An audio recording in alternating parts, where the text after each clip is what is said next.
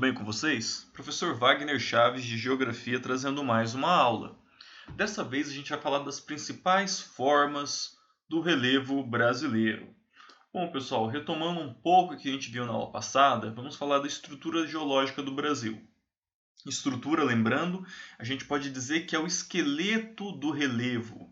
E nós temos aqui no Brasil escudos cristalinos. O que são escudos cristalinos? Formações muito antigas, formações maciças. E onde a gente pode encontrar escudos cristalinos aqui no Brasil?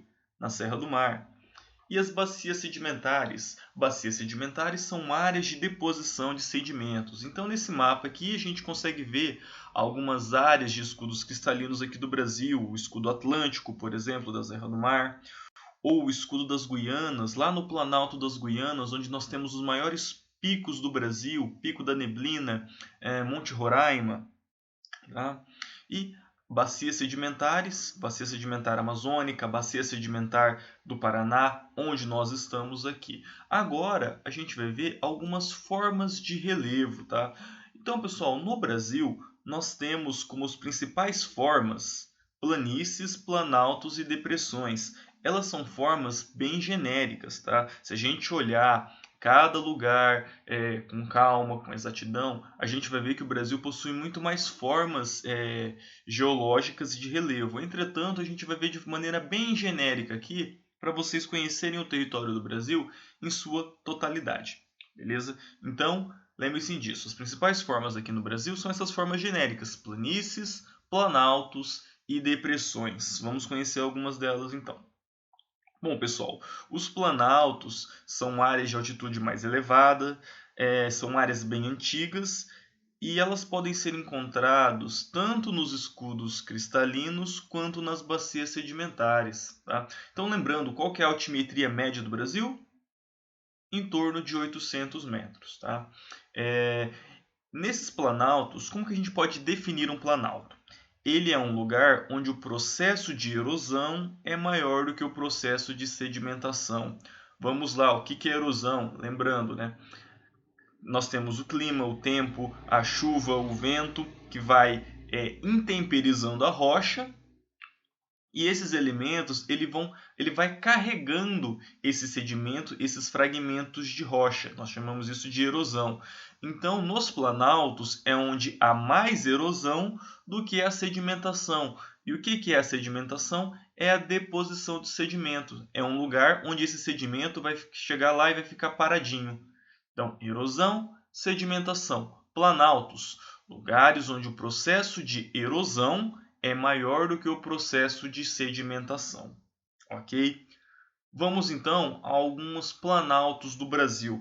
Então a gente consegue encontrar formas no planalto como morros, chapadas, escarpas, tá bom? Então aqui, por exemplo, nós temos a Chapada Diamantina, na Bahia. Essa formação, pessoal, ela é típica de áreas de bacias sedimentares e ela tem esse relevo bem característico, esse relevo de mesetas ou mesas. Observem que nós temos uma superfície bem plana nos topos dessas mesas, seguidas de escarpas. Vocês conseguem compreender? Ela está chapada. Chapada porque ela tem um topo bem plano com um paredão de escarpa. Isso é um relevo de chapada e é muito comum no Brasil, tá? Nós temos Chapada Diamantina no Brasil, temos Chapada dos Guimarães no Mato Grosso, Chapada dos Veadeiros em Goiás. É um relevo bem típico do centro-oeste brasileiro, tá? Nós temos uma escarpa também, pessoal. Escarpa é esse relevo bastante acidentado. Essa é a escarpa do Quênio Guartelá. Nós chamamos também de escarpa devoniana, que fica em Tibagi, aqui no Paraná. E ela é bem interessante porque ela marca a separação do primeiro planalto para o segundo planalto paranaense.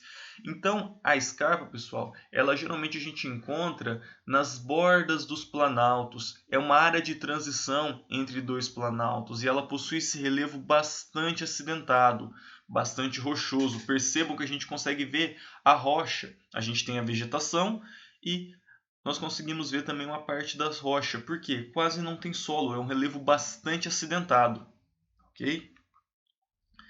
E temos também morros, então observem esse relevo da Serra da Canastra, perceba como ele é bastante ondulado. É um relevo também típico dessas áreas mais altas, desses planaltos, tá? Tudo ok com planaltos? Vem comigo para o próximo então. Bom, pessoal, as áreas de planícies, elas são áreas mais planas e é uma área de deposição de sedimentos. Então, lembrem-se, no planalto predomina o processo de erosão. Na planície predomina o processo de sedimentação. É um lugar onde o sedimento vai chegar e vai ficar paradinho lá. Então, no Brasil, a gente tem dois tipos de planície. Uma planície continental, dentro do continente, e uma planície costeira. Tá? Essa imagem que vocês estão vendo aí é uma planície aluvial, uma planície de rio. Bom, o rio é um dos agentes do relevo e ele carrega sedimentos. Então, a chuva vem, vai erodindo a rocha. Onde vai jogar esses sedimentos? No rio. E esse rio que vai transportar os sedimentos. Então, olhe como essa superfície é toda alagadiça. Esse aí é um momento onde o volume de água faz com que toda essa superfície ela fique alagada. Tá? Então, essa é uma característica de planícies aluviais, planícies de rios. E onde nós temos essas planícies aluviais dentro do continente? Opa, vamos começar aqui pela planície costeira. Né?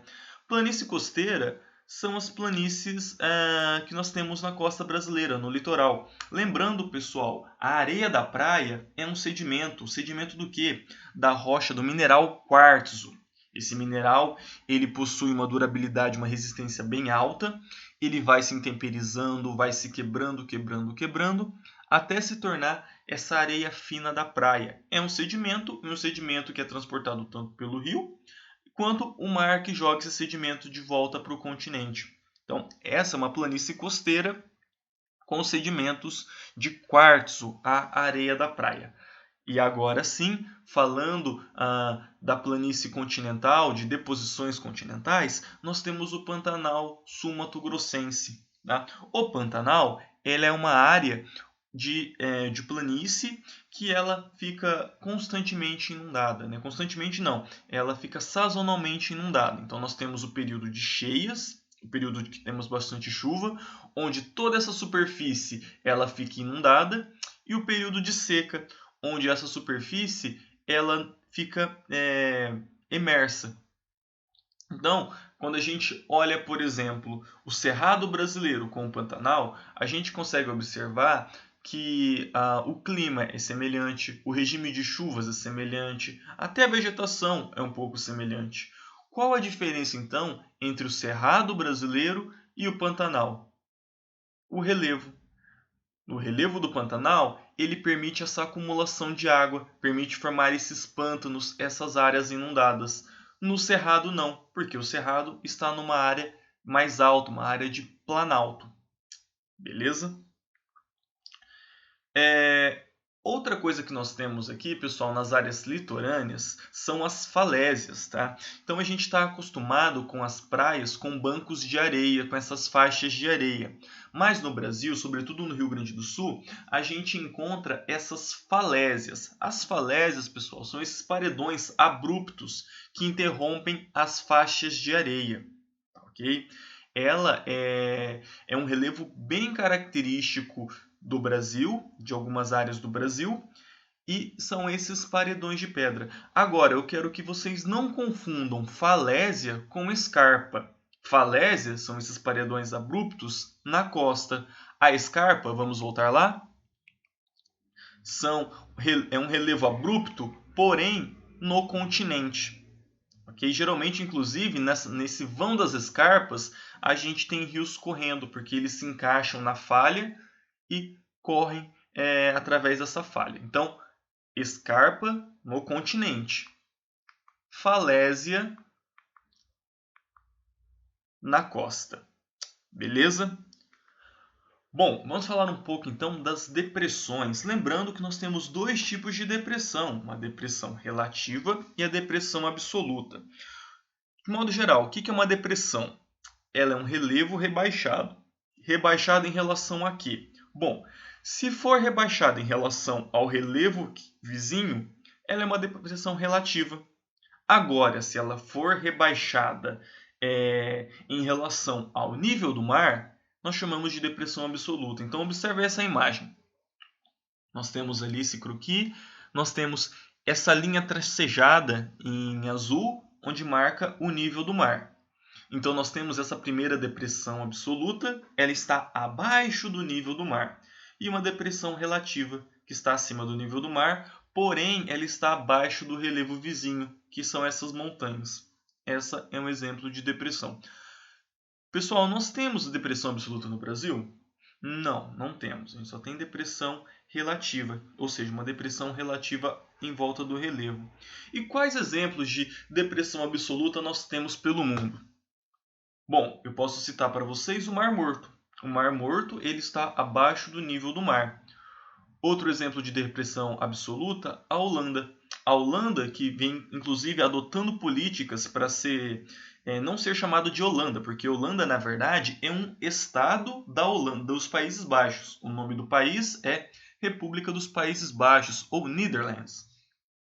Então, a gente pode acompanhar nos próximos eventos esportivos, que vai ser, por exemplo, as Olimpíadas, que foi cancelada para 2021. Observem que a Holanda não vai mais se chamar Holanda, mas Netherlands, Países Baixos. Por quê?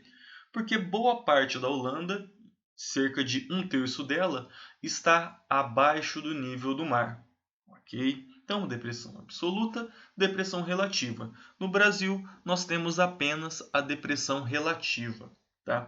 E um exemplo de depressão que nós temos é a depressão sertaneja no semiárido brasileiro, lá do Nordeste. Então, quando a gente observa essa depressão, a gente tem primeiro a noção de que ela é um relevo rebaixado em relação a um relevo mais alto. No caso da depressão sertaneja, o relevo mais alto é o Planalto da Borborema. Inclusive, é esse fator de relevo que faz com que exista seca nessa região. O Planalto da Borborema ele barra o vento, a corrente de ar com umidade. Então, o vento, as massas de ar que chegam até a depressão sertaneja são massas de ar seca. Por quê? A chuva ficou toda no Planalto da Borborema. Então, como que as características desse relevo de depressão? Bom, elas são geralmente têm formas plano ou onduladas e nós conseguimos encontrar esses relevos de depressão entre os intervalos de planalto. Então, entre um e outro planalto, a gente tem uma depressão. Vamos voltar aqui na imagem das chapadas, para vocês observarem como que a gente pode falar que é uma depressão. Então percebam que nós temos esse relevo de mesas, chapado em cima, plano em cima, e embaixo nós temos vale. Isso é um relevo de depressão também. Então aqui nós temos tanto as áreas do planalto quanto um relevo de forma de depressão. Beleza, pessoal? Eu vou ficando por aqui. Peço que vocês fiquem em casa. Qualquer dúvida, vocês podem estar me consultando nos canais de comunicação da Escola Tuiuti, pelo Sistema Delta ou pela plataforma Plural, ou pelo e-mail prof.wagner@gmail.com. Um abraço e até mais!